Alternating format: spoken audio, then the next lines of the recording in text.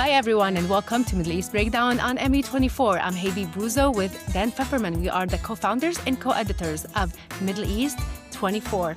We are together going to go down into one of the most complex issues that are developing in the Middle East today. And we're going to be welcoming with us once again Ahmed Fouad Alkhatib, who is one of the people who have been working extensively on the situation in Gaza. He is from Gaza himself, and he has been one of the people to actually try to come up with different scenarios and solutions for the situation in Gaza. Now, we know that Hamas is still in Gaza. However, it's been weakened. It controls around 47% of the Gaza Strip. But we also know that there is the announcement about the creation of the Board of Peace, that some people are been saying that it could also replace the United Nations, which is a major claim. But let's try to break this down.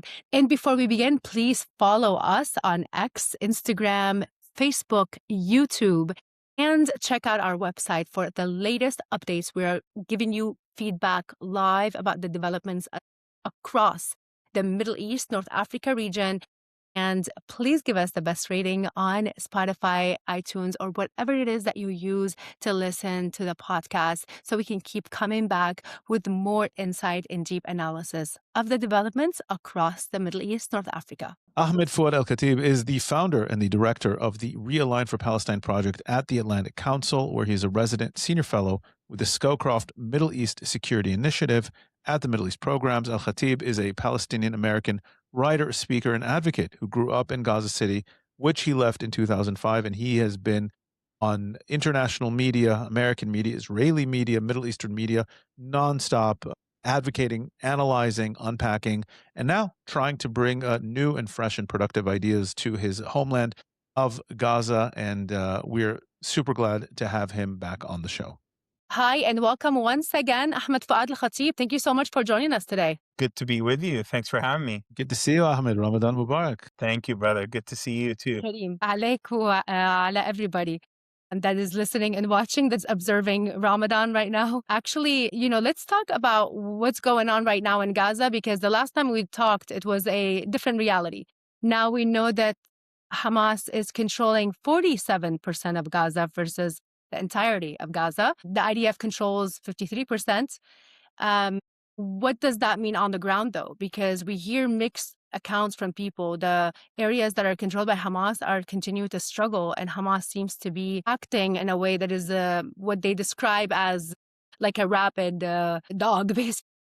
Reasserting itself, if you will. Yeah. Yes, going after people in a very vicious way. Not that it's unusual for Hamas, but it's just that it's much more intense because they're trying to assert their power. Precisely that. And so since the ceasefire that took place in October, we immediately saw Hamas start executing what it felt were traitors, collaborators, people that presented any viable threats to its control over Gaza. They went after the Hamulas, the families in Gaza. They went after anyone with guns and weapons that could rival its monopoly on violence. They were able to institute a comprehensive system of taxation across the Gaza Strip over the commercial goods that started flowing in per the ceasefire agreement. And what we have right now is a scenario, for example, where 600 trucks on average enter Gaza. Of those, roughly 150 are for humanitarian organizations. The rest are for commercial goods. Those are for merchants. Those are paid for by merchants. They go into Gaza and they go into the private market. And these are things like shampoos and clothes and food and other items. And some of them are more basic than others. For this category, Hamas is able to impose upwards of 40 to at times 50% taxation rate per truck. And so there are some Israeli estimates out there that say Hamas may have been able to collect as much as $1 billion Israeli shekels of tax. Which is about $300 million, right? Million US dollars, precisely. Wow. To the American audience. So you take and then they were going to people, for example, who are in their tents, who camped out or pitched tents in areas that are public lands, and Hamas issued them a series of invoices saying that actually you owe sometimes 300, 400, 500 shekels, 1,000 shekels, whatever, multiply that by hundreds or thousands and thousands of cases.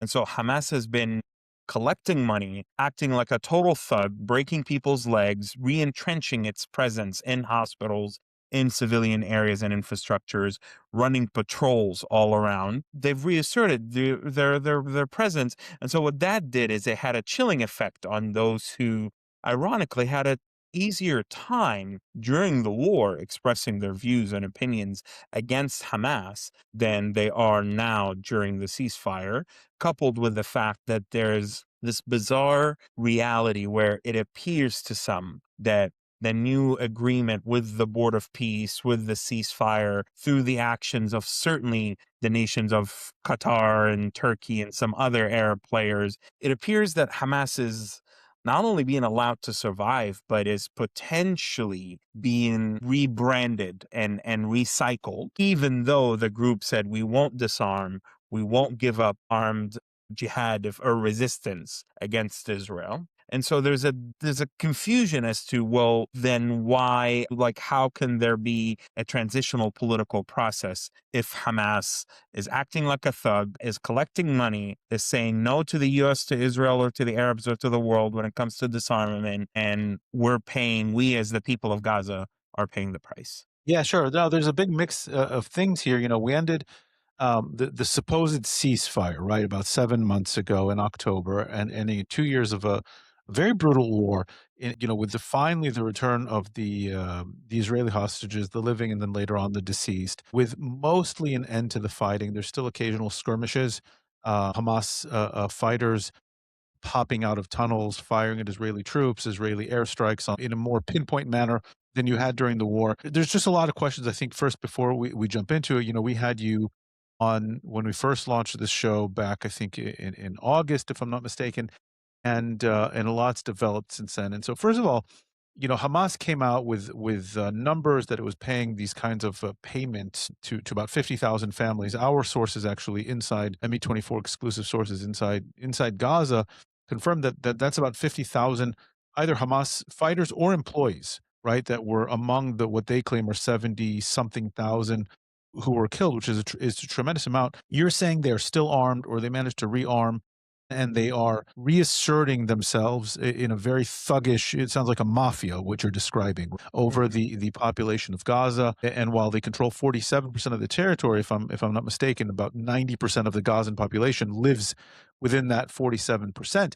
So first of all, who are these Hamas thugs, fighters, mafia enforcers, if you will? Where did they come from if let's say 50,000 of the 70,000 killed were indeed Hamas? Israeli data has come out recently saying a vast majority of those killed were military-aged men.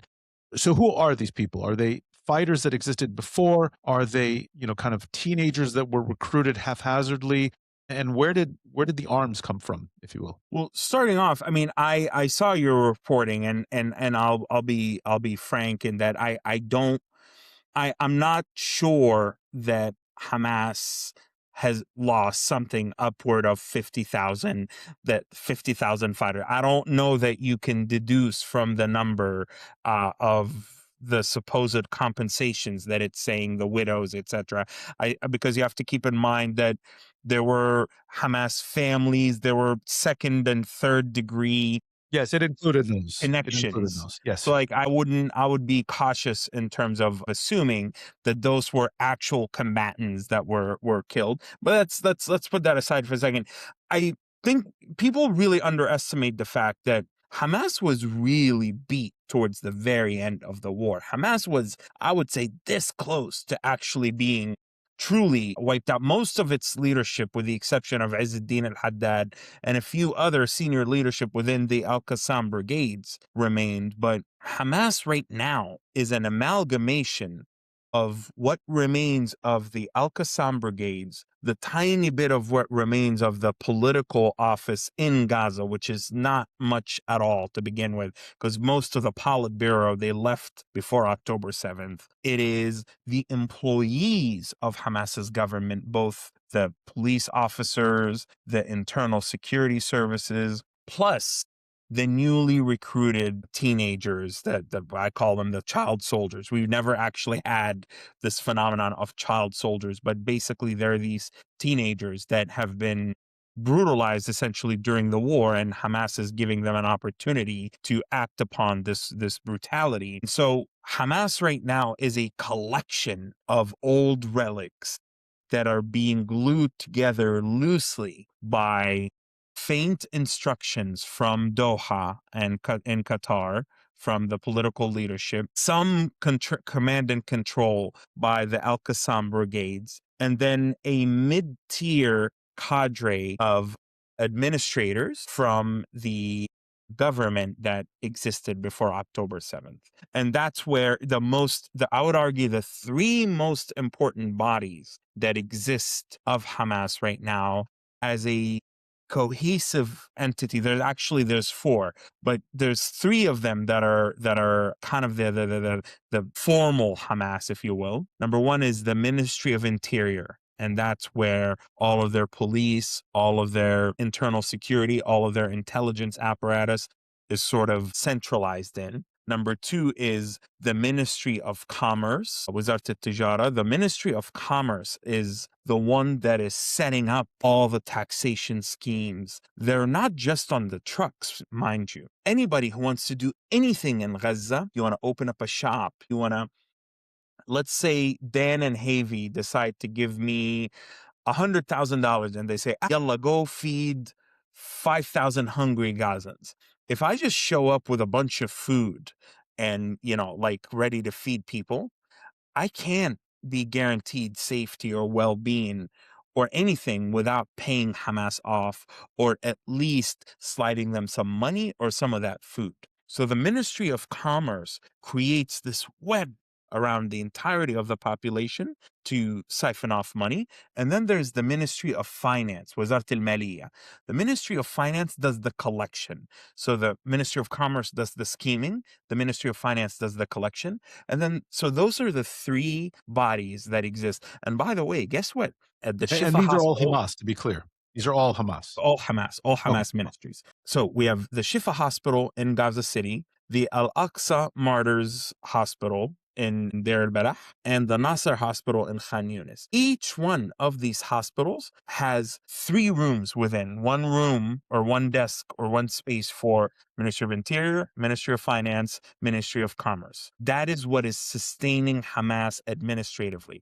So stepping back from that, the final body that exists of Hamas that is the most essential is the Al-Qassam brigades. And so you got to keep in mind, some of the guys in the Ministry of Interior are also in the Al-Qassam brigades, but not all.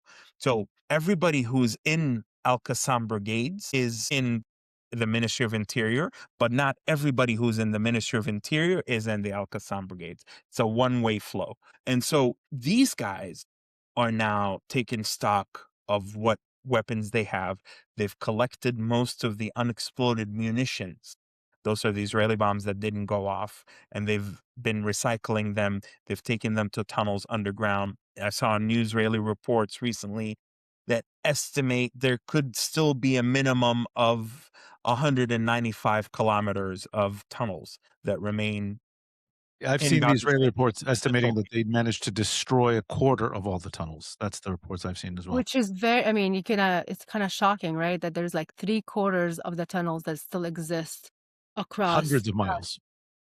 So these are the guys in tunnels. And by the way, believe it or not, one of the problems that Hamas has, a lot of the guys that have, because they were heavily compartmentalized to avoid guys that knew parts of the tunnels, but they didn't know the rest of the tunnels. So it is believed that they're actually struggling to take stock of all the tunnels that truly exist, and they're worried about potentially putting that knowledge into the mind of one person or into paper or whatever, because they feel that Israel could penetrate and has penetrated Hamas, and that they want to maybe continue to be compartmentalized. So they're stuck. Do we maintain compartmentalization and not know all the tunnels that remain and just rely on a bunch of different cells using them? Or do we as an entity go back to the centralized model? I've been, for example, seeing some of the intelligence cables coming out of Jerusalem and Tel Aviv from some friends of mine in the diplomatic community.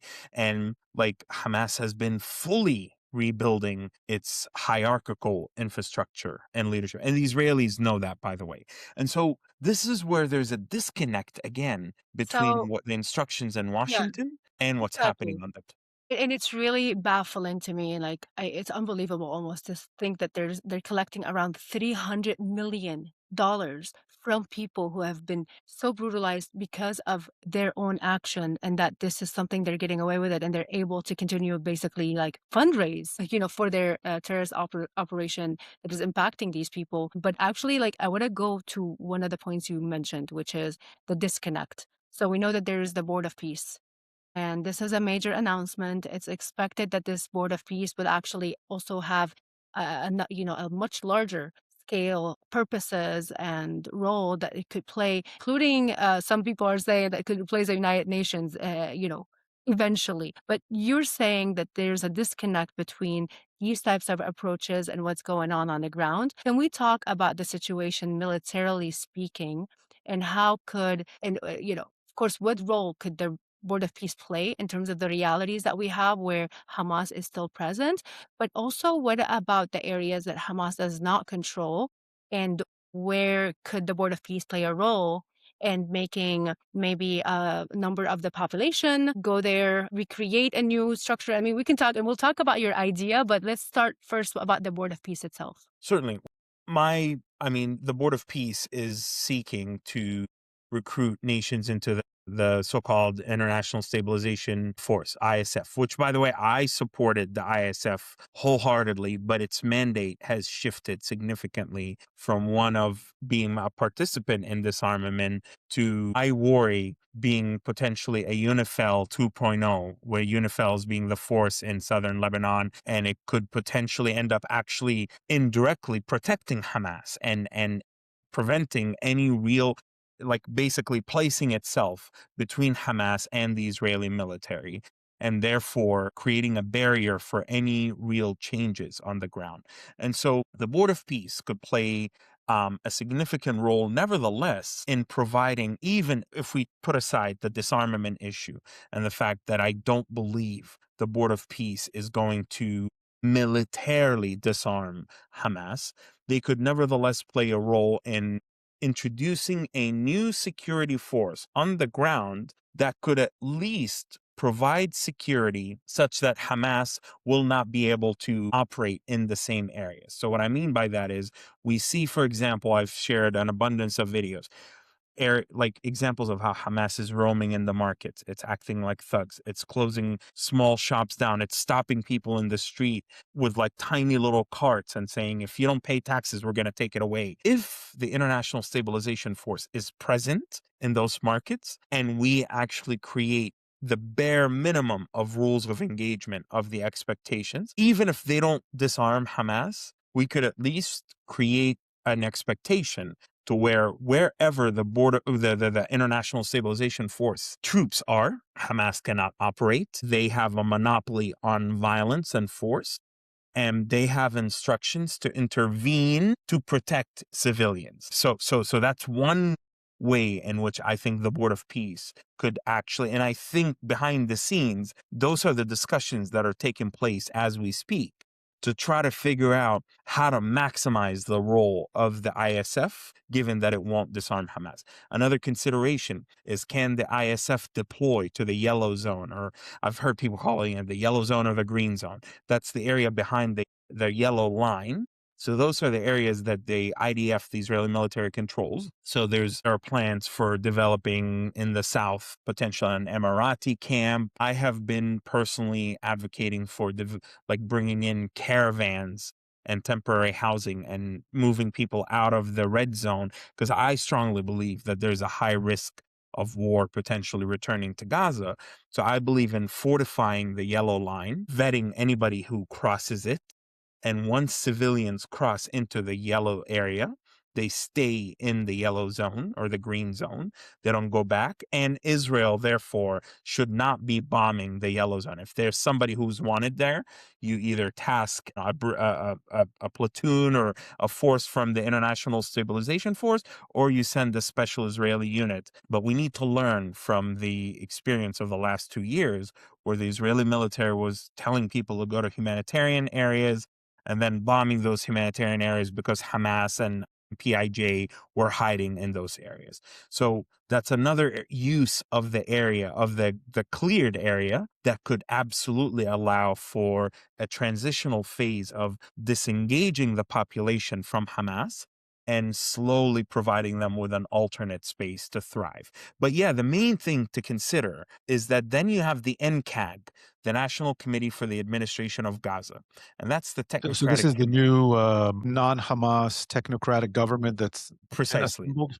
Committee that's And are supposed they to. in the yellow behind the yellow line? Well, so they're in Egypt right now, but they're supposed to operate in behind the yellow line in the Hamas controlled zone, and they specifically will not operate in IDF controlled areas because they want to be perceived as being credible. So they want to want to be. go to where Hamas is, and that's where they're gonna. Yes. Who's Yes. guaranteeing? I mean, with all due respect, their safety from Hamas, because we know that Hamas is going to do everything To undermine them. Precisely. So that's gone through different iterations. At first, there was the idea of maybe they'll go in with some of the forces that Egypt and Jordan were training. Then it was they were actually talking to a private security company that just backed out of that. So they're trying to figure out like a headquarters, a space, an office for them to, like an area to operate out of. And so basically thus far, they haven't been able to go in because security hasn't been fully addressed. And what's disturbing also is, like, recently, for example, they added someone like Hosni al-Mughani, who's the head of the tribal council, whatever. This guy was a total sycophant of Hamas. This guy is like the Asha'ir guy, the tribal guy. And he cheered on Hamas as it was executing a lot of the Dormush family and the Dormush clan right after the ceasefire. And so there are hopes, nevertheless, that this is why they insisted on opening the Rafah border crossing, because they need to start producing some wins, some results for them to be taken seriously. They want to enter Gaza through the Rafah border crossing, again, to be seen as credible. On the one hand, I feel for them because I know a lot of these guys on the Technocratic Committee. I know Ali Shad personally. And I genuinely think these are decent, good people that are there to serve. These are nonpartisan people. On the other hand, I worry about A, them being potentially set up for failure, B, them being tasked with an impossible mission, C, them even being in the picture, like soon after the ceasefire, there were these dual competing visions that were emerging. One that said, let's do a political process in parallel with disarmament and de-radicalization and whatever. And another vision that I and many others subscribe to, including the UAE, including Israel, including others, that said, absolutely not, dude, what are you thinking? How can you have a credible political process when Hamas is still there with its guns and whatever? You first do disarmament. Even if it takes a while, you can use a system of leverage or incentives or threats or carrot or stick or whatever, but you don't just flood Gaza with commercial goods. You can let Gaza have all the humanitarian aid it wants, but those are harder. At worst, Hamas will divert some of them, but those are harder to sell. Yeah, I mean, they sell them, yes. Hamas isn't going to sell them and make 1 billion shekels in the way that they can with a lot of the commercial trucks and the commercial goods. So hold back, start with disarmament, and then bring in the Technocratic Committee, and then bring in the transitional process. And we know, unfortunately, which school of thought won here. So that's the challenge now, is that you have what I perceive the Board of Peace, and then underneath it, you have the executive committee with Mladenoff and some of the other businessmen and some of the Tony Blair and some of the other entrepreneurs. And then you have the NCAG, the National Transitional Committee. You have a good idea in principle, but in terms of execution, in terms of facts on the ground, in terms of sequencing, I'm extraordinarily worried that this is going nowhere. I have two questions for you. One is, when this first came out, we remarked, and we may have even discussed it. I thought it was a big deal that, at least on paper, literally the entire Arab world and most of the important Muslim majority countries in the world agreed to this deal. That you, for the first time, had kind of backing and momentum for somebody facing Hamas. Now, the implementation is the big problem here, right? As we said it months ago. We're saying it again today. Who's going to actually confront Hamas? Who's going to disarm them? How do you look at the kind of the broader Arab countries in the region, this emerging dynamic now that we're seeing between the UAE and the kind of Abraham Accords bloc on one side and Saudi Arabia that's kind of cozying up to Turkey and Qatar on the other? How are you viewing that dynamic in relation to what's happening here? Was it lip service that they all got behind this Trump plan? Do they actually want to see Hamas disarmed? We know that Turkey and Qatar are trying to push their way into this international stabilization force. When you said, your concern is, and our concern is, that they're just going to act as a buffer zone to try to keep Hamas armed and not, to kind of fend them off from the IDF. So that's kind of my first question. I'll kind of let you address that, and then I'll get into my second question. Well, I'll be brief as possible. I think initially there was absolute unity between the Emiratis and the Saudis when it came to fury with how things were going down in Gaza post ceasefire, because they felt that Qatar was being allowed in with the Turks, and that there was just basically like they were being asked to pump billions of dollars to, into this pitless bottomless hole, and they were frustrated. They said, no, Hamas needs to go. There needs to be a process whereby this is actually truly Gaza's last war. And none of that was happening. There was near unanimous agreement that Hamas has to go before you can even talk to us, US and Europe and anybody else, about coming into Gaza with money, with troops, with aid, with development, and shouldering Gaza and uplifting it. Hamas has Which to I go. think that was an achievement. The fact that everyone kind of said Hamas has to go before we can reconstruct and go through this dance again, right? Precisely. But then the issue between the Saudis and the Emiratis, unfortunately, somewhat sidelined this. And worse, I would say to a certain degree, we saw elements of the Saudi information machine. I'm trying to be very diplomatic here, that retreated back to the old ways of using Palestine as kind of the way of proclaiming being the true guardians of pan-Arabism and of Islam, and that there's no reconciliation with the Zionists, and that and stating it in a way that overlooks the issue with Hamas and is more in alignment with the Qataris and with the Turks. Does that mean that the Saudis are no longer worried about the Muslim Brotherhood or no longer worried about Hamas? No. But it is to say that, unfortunately, there was a window of opportunity that was not seized upon. And we spent time, and this is where I am frustrated with the Trump administration. I am frustrated with the fact that there was a window, just like there's a window now. The people of Gaza, the majority of them are furious with Hamas. Yes, there's, of course, a core supporters of Hamas in Gaza that exist there. I'm not denying that. But there's a window of opportunity right now where, because of the conditions, because of the Hamas's behavior, because of the PA's own failure, because of people in Gaza who are like, oh my God, this whole the Palestinian national project is a farce. It's a fraud. They're ready for something rapid. People are talking about, we want a state in Gaza. We don't care about like people in the West Bank telling us to die for resistance.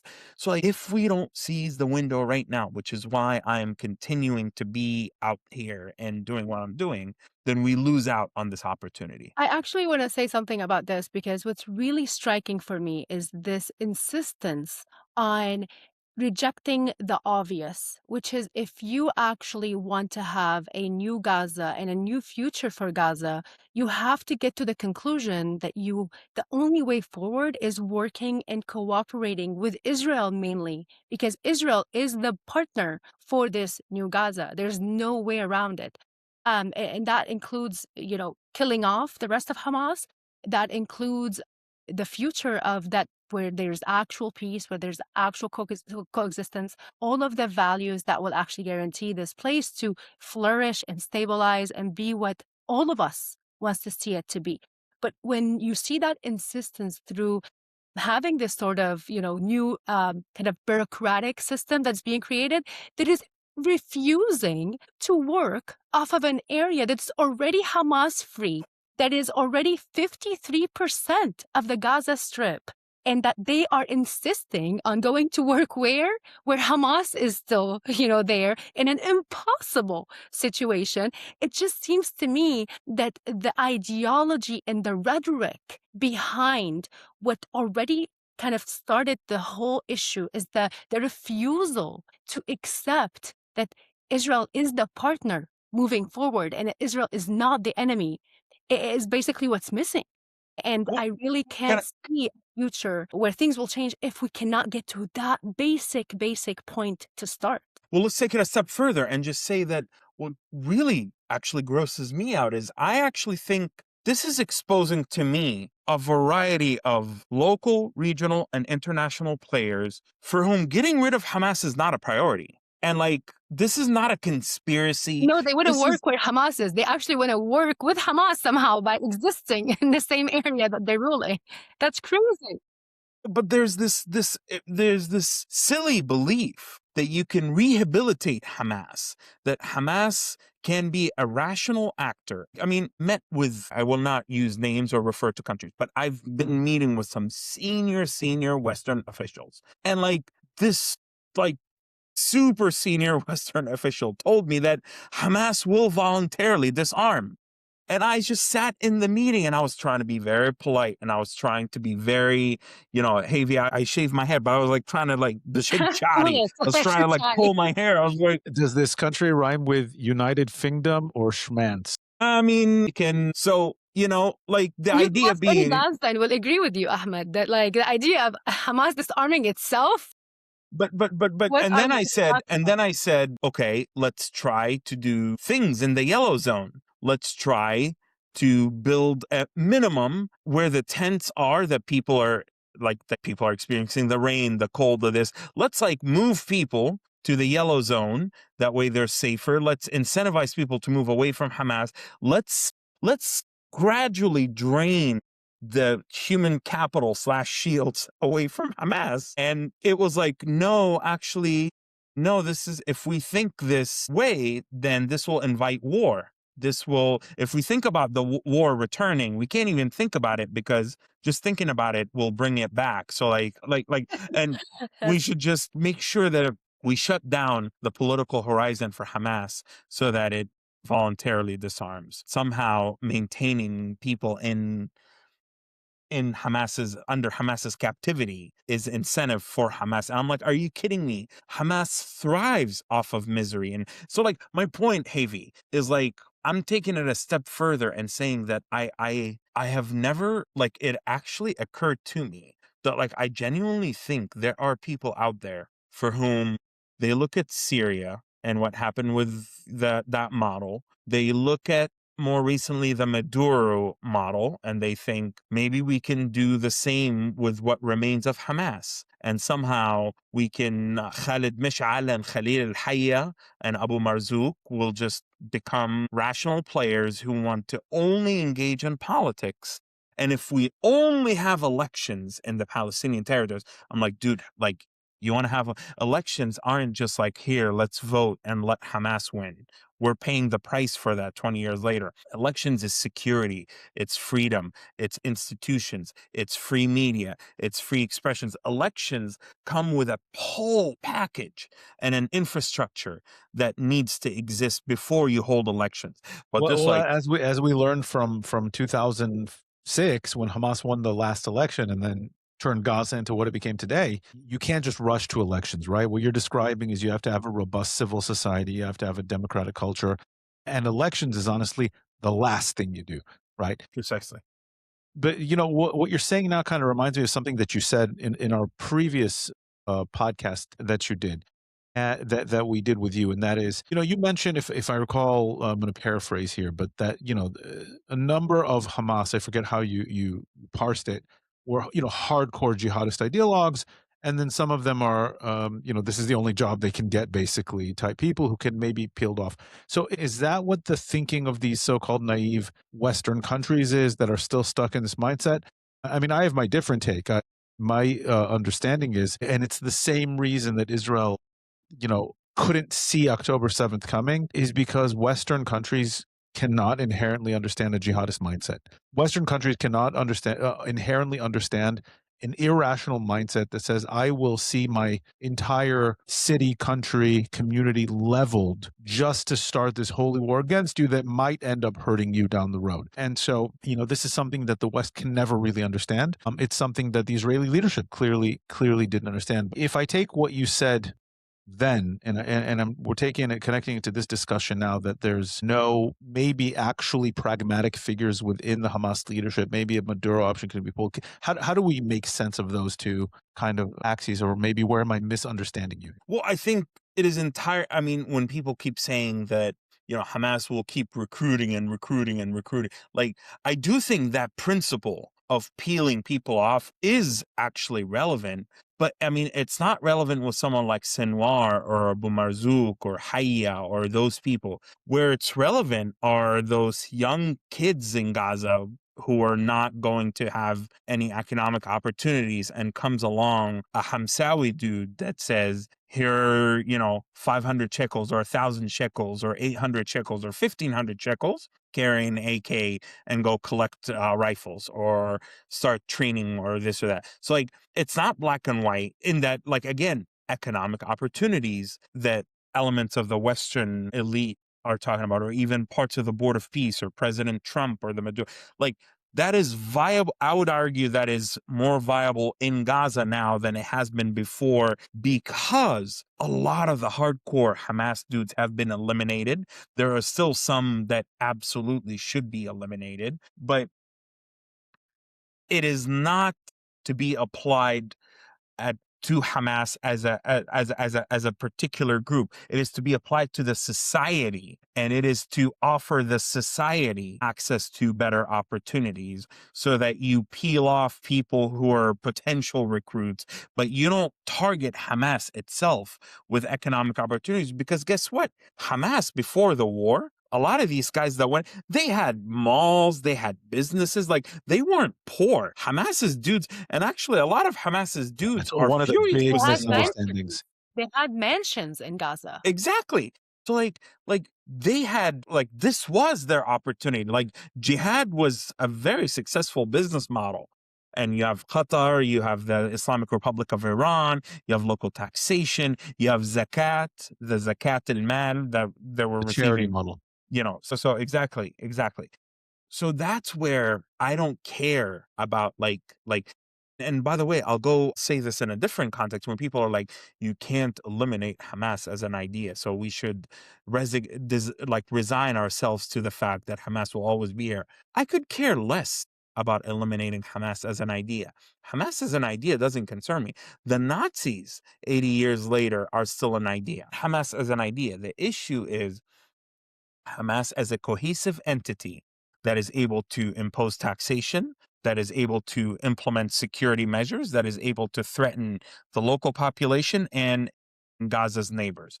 If Hamas as an entity is no longer able to do those three things, they can fantasize about jihad and however many virgins they want, all they want. I could care less. That's not our issue. So that's where I think now, again, is an opportunity to present programs and initiatives that benefit the society.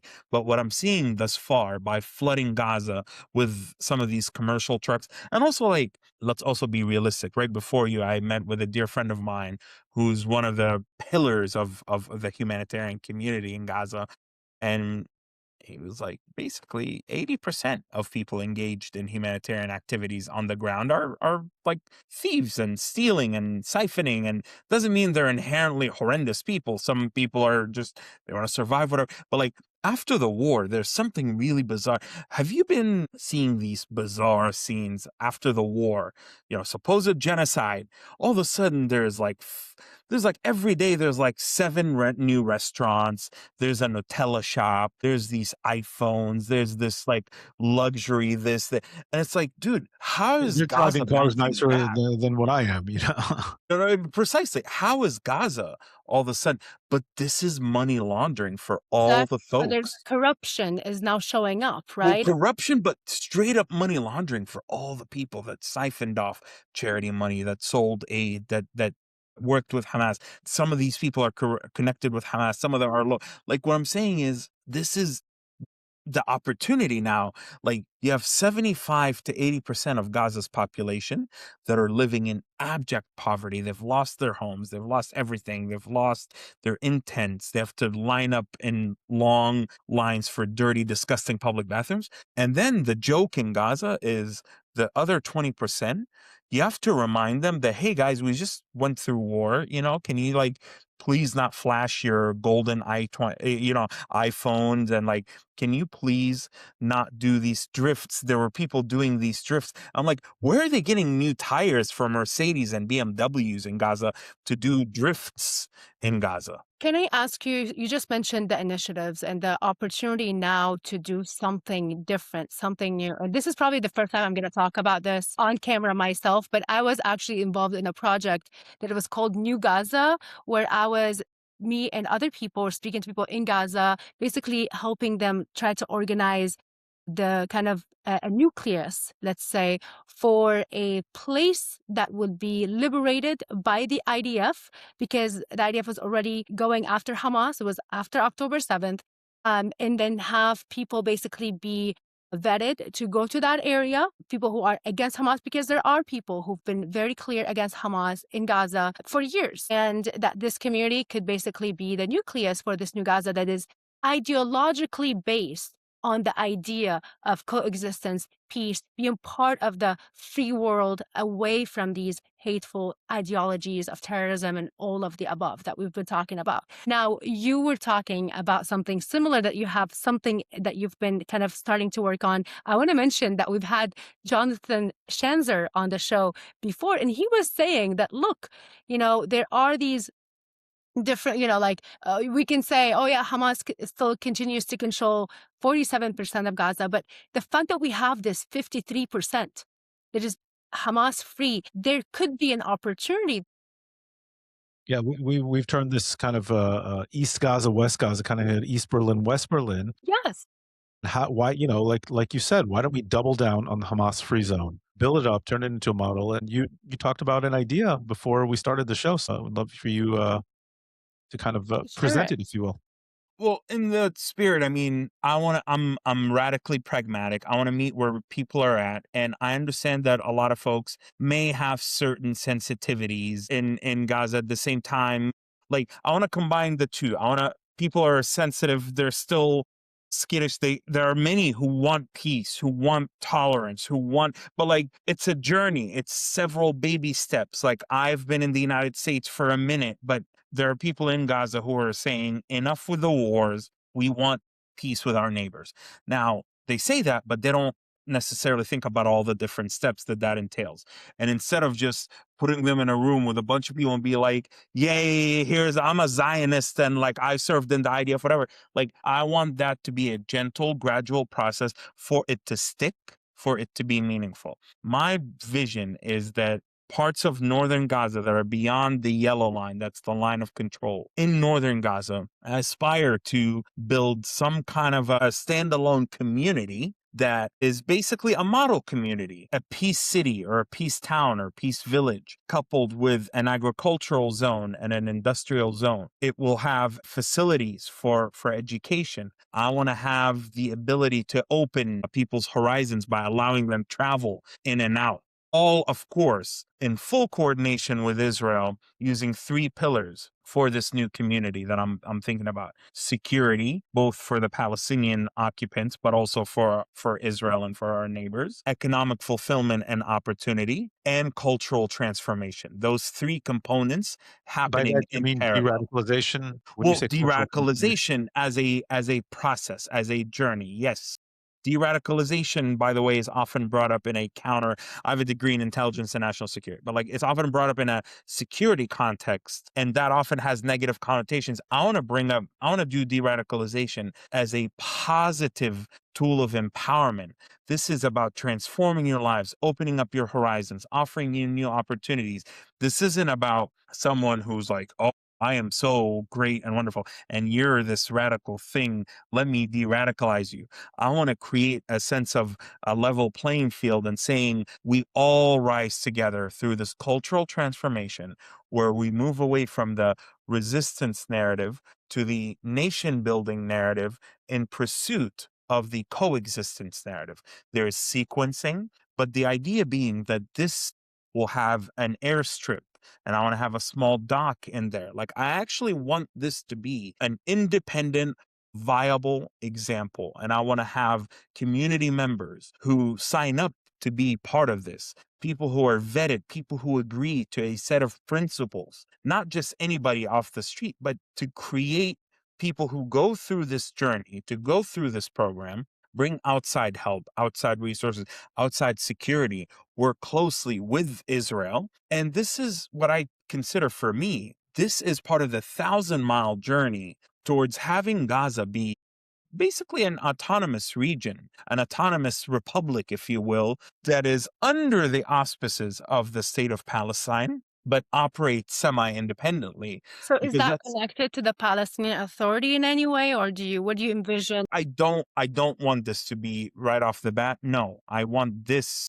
to be starting from scratch, because I think the people of Gaza have had enough from Hamas, from Fatah, from the PLO, from the PA. I think the main challenge is administrative in terms of the ID system and the passport system. But beyond that, to be able to create this community from scratch and build up the ethos, the culture, the way of thinking. Eventually, in like the second phase of it, well, actually, I have a dream of bringing Israelis in and having exchanges, having people teach each other skills, industrial skills and agricultural skills, having that airstrip in there that connects Gaza initially to Cyprus, which is a trusted third party. Just like I flew over Gaza with the airdrops with the United Arab Emirates a little over 8 months ago. The goal was to prove that Gaza's airspace can be open for business if you coordinate with Israel, if you have a trusted third party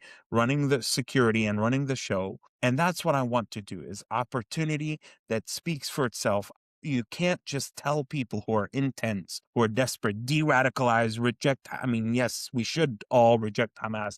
Many of them already, if they're not verbalizing it, they already quietly do. But you have to empower them with something that they can aspire to. And I believe wholeheartedly that if this were to be successful, many parts of Gaza would quickly follow suit, because there would be something to point to.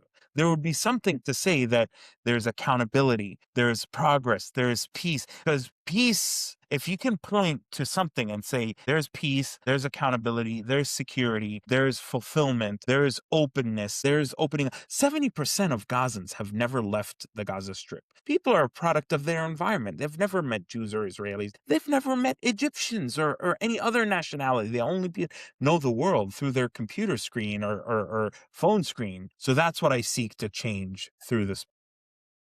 It's, I like these kinds of bold, forward-thinking ideas.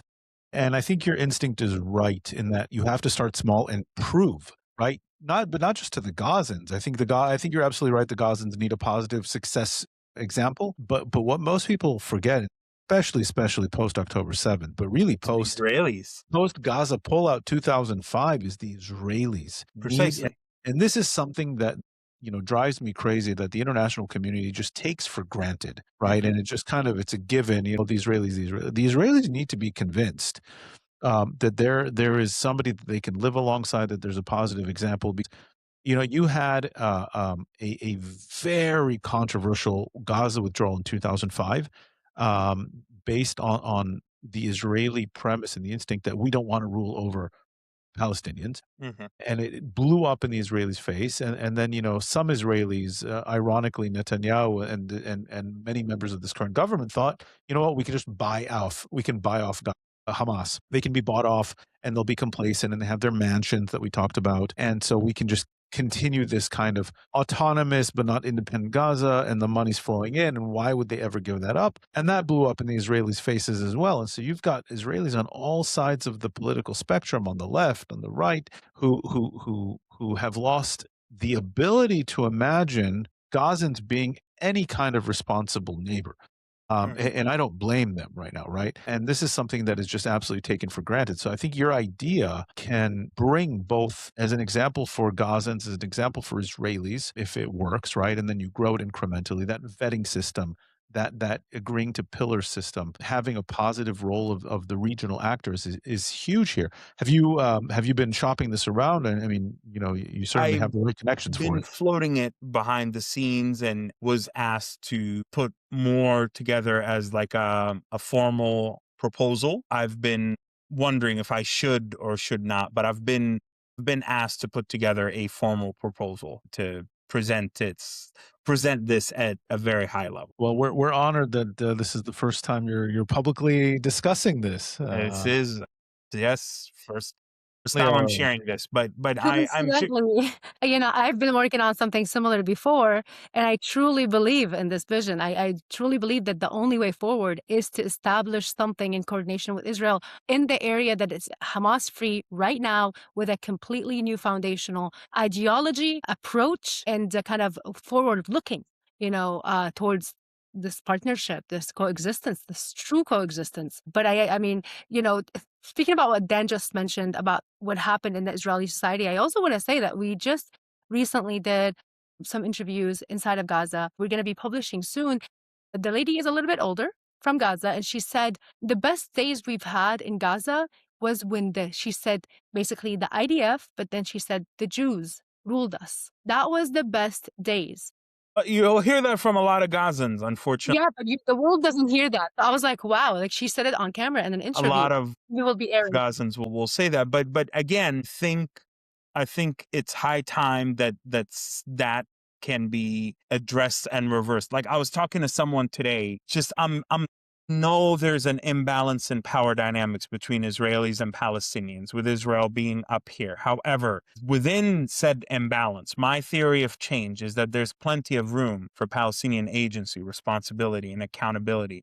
And that's not blaming the victims. That's the first step to empowering the Palestinians. And that at some point, whether it was the old days of the British Mandate, and then the Mufti days, and then the Pan-Arabism of Nasser, and then the PLO secularism, and then the PFLP's Marxism, and then Hamas's Islamism, and then you have Qatar, and then you have the Islamic Republic of Iran, and then you have the Palestinian Authority, and on and on and on and on. And it's just like, we're just constantly, I mean, yes, we have had a lot of external interference, but at some point, we have to take charge of our fate. We cannot just constantly be exporting all of our problems onto others if we wish to actually see any change. Otherwise, and you know what he said to me, this friend of mine was like, well, unfortunately, a lot of people are just, it's convenient to be a victim sometimes, because not only is you don't have to take responsibility, but in our case, it comes with UNRWA and aid coupons and aid and money and support. And I was like, yeah, and look at Gaza the last 20 years. More aid money was spent in Gaza than anywhere else in the world in the last 20 years, anywhere in the world. And I'm like, what do we have to show for it, man? Like, this is embarrassing. We have to reverse that.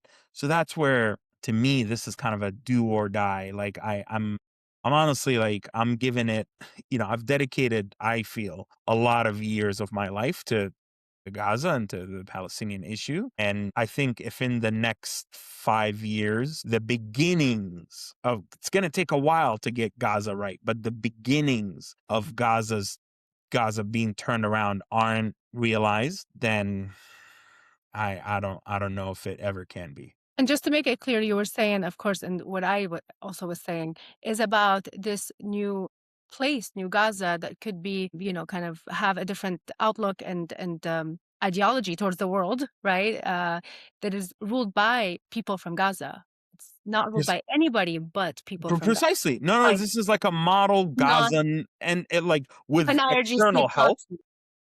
No, precisely. No, but the goal is Gazans kind of taking a new approach to how, again, you combine culture with economic prosperity with security. And security is encompassing, again, of internally, so that you can have economic success, but also externally towards Israel and our Israeli neighbors. Economically, in terms of things that go beyond aid dependency and things that actually allow for self-determination and not just living on handouts. And then culturally, in terms of not just de-radicalization and the attitudes for peace, which are critical and central, but also even like the like creating a cosmopolitan worldview about the world is shrinking and becoming a global village, if you will. And yes, you can have your national identity. The Palestinian national identity has so often been defined by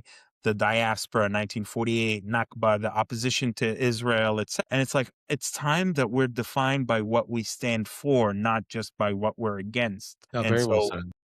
this is an opportunity to really like think, what makes Gaza Gaza? What makes us Palestinian? It's like you're going to have multiple layers of identities. You're going to have Palestinian, Arab, Muslim, Gazan. Like, how does that, like, how do those interact together? And but what is the Gazan and the Palestinian identity? What do those mean? And what does it mean to be a Gazan under the auspices of a desired future federal state of Palestine, if you will? But that's one of the first things that that I noticed about what you were saying that needs to change in this discourse, because it's always been a rejectionist discourse and a lot of outside actors utilizing it very cynically. And there needs to be a positive self-contained identity. I'd be curious to hear what does that mean to a Palestinian. I hear it from Israelis, I hear it from the far left, I hear it from Iranians and Islamists and everyone else. But what does it mean without saying the word Israel?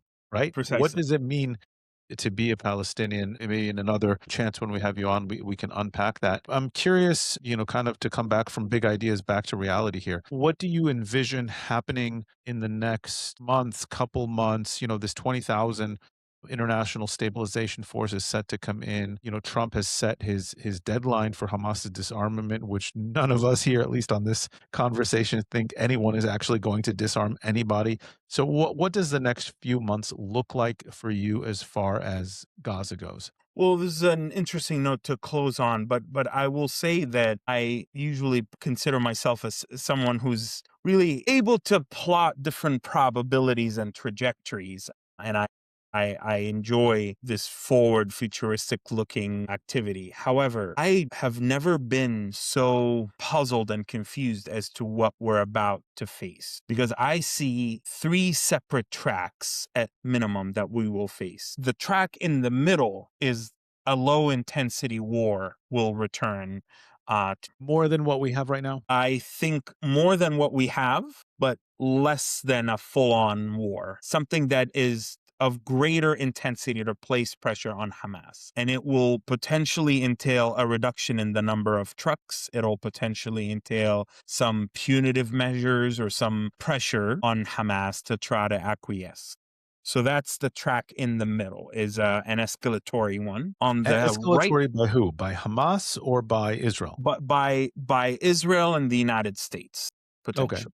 Well, at minimum by Israel with the blessing and backing of the United States. So that's one track in the middle. To its right, I see the possibility of Hamas being given a chance to, like, status quo, basically. Let's see what becomes of NCAG, the National Committee. Let's see the forces, international stabilization forces, come to Gaza, although I remain very confused as far as their mandate. I literally, the answer changes based on who you're talking to. And then Indonesia said yes, and then it went from 20,000 to 15,000, but now they're supposedly going to be the biggest contributor. And I honestly, I don't trust any of it. But I think the second track is status quo, pending the realization of NCAG's full potential. And they're hiring and they're trying to get this police force. They're trying to get into Gaza, and pending the building up of the international stabilization force. So we see some Israeli strikes here and there and nothing happens. Can I ask you lastly, or you still have more? Well, I have one last scenario. Yeah, the last scenario. The last scenario is that I actually see a freeze, an escalation I see the collapse of the process, but without commensurate violence. Basically, it's like scenario number 1 that I gave, but without commensurate violence, meaning there'll be some punitive measures. NCAG won't be able to get into Gaza. There won't be any, there won't be progress on the International Stabilization Force. There won't be any disarmament.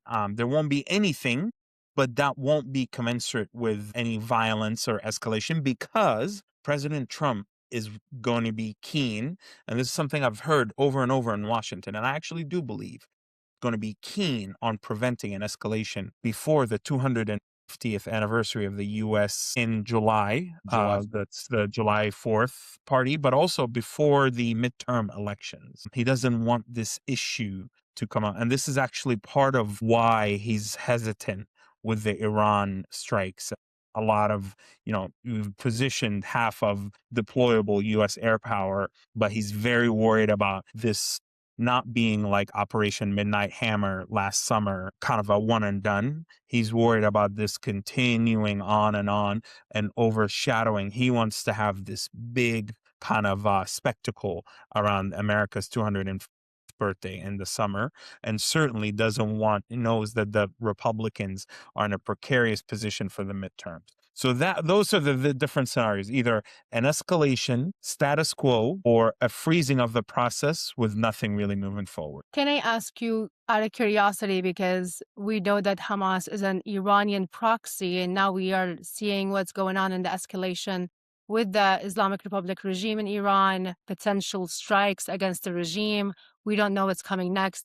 What are your thoughts on that? And in your opinion, does that impact Hamas in any way? Well, Hamas would not be what it is and what it was on October 7th without the Islamic Republic of Iran. I mean, the Islamic Republic has been interfering since 1980s, but especially since the 1990s and the Oslo peace process. And that's been well documented in how they were using Hamas and Palestinian Islamic Jihad against the Palestinian Authority, the nascent Palestinian Authority, to try to undermine the peace process.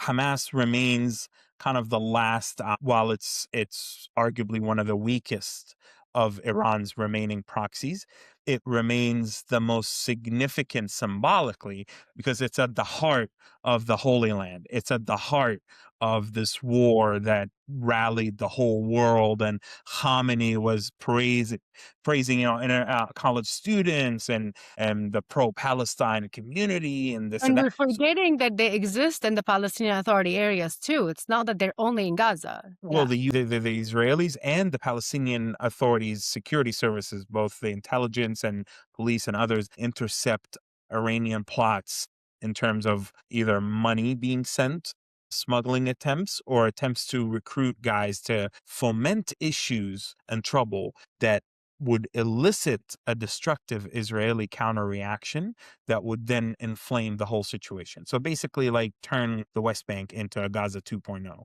And so in hopes of not just launching a third intifada, because most West Bankers don't actually want a third intifada, but in terms of launching a massive crackdown that elicits a global outcry against Israel and repeats the Gaza cycle. So I think should the Islamic Republic be struck and undermined, it will be not only a symbolic blow to Hamas, but it actually will, because despite their trouble, believe it or not, they are still allocating this estimated that at least $10,000 a day, either actual 10,000 or the equivalent of $10,000 a day in the West Bank to foment instability.